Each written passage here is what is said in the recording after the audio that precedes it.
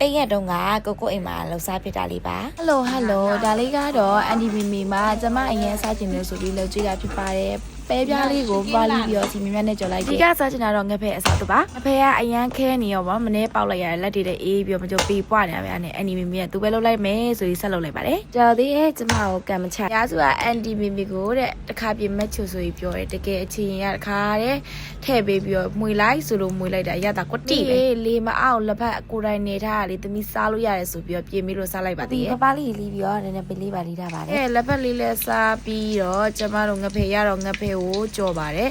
အန်နီကလုံလေးလုတ်တယ်ကျမဆယ်ပါတယ်ကျမလိုတေးသေးလေးမြောင်မလုတ်တတ်ပါဘူးရောင်းစားမယ်ဆိုရင်တော့အရင်ပြုတ်ပါပါအရင်လဲအကျွတ်ကြီးမဟုတ်ဘူးအပျော်လေးလည်းမဟုတ်တဲ့အနေထားမှာဆယ်ပါတယ်ကျမတို့ကရမ်းကျွတ်တာလည်းမကြိုက်ဘူးအရန်ပြော့ရလဲမကြိုက်ပါဘူးဖေရတော့ပိုစားချုပ်ကောင်းလို့နေ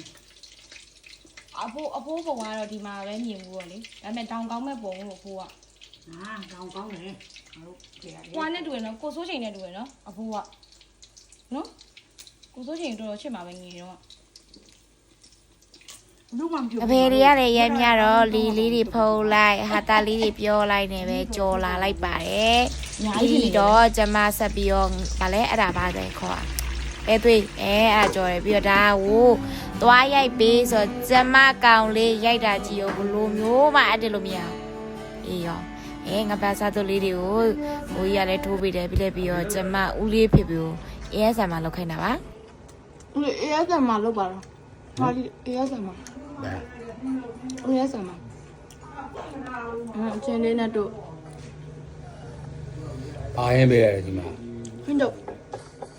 ပြီးရင်ပါစားတဲ့ဟုတ်တဲ့ဘာလဲဟိုဒါတော့ကျမအရင်စစ်တဲ့ဦးလေးဖြစ်မနေဦးလေးမေဖြစ်ပါတယ်ပြီးတော့ကျမစားပြပါတယ်ချွေးရတော့ပြန်နေပါတယ်မိုးရနေပြီပဲလေ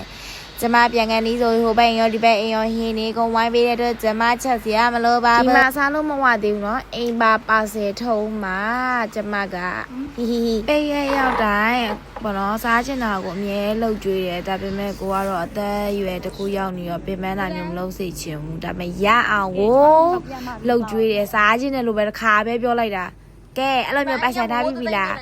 စားဗီဒီယိုမှာဗာလီတည်လာလဲဆိုတာကိုပြပေးမယ်เนาะ see you bye bye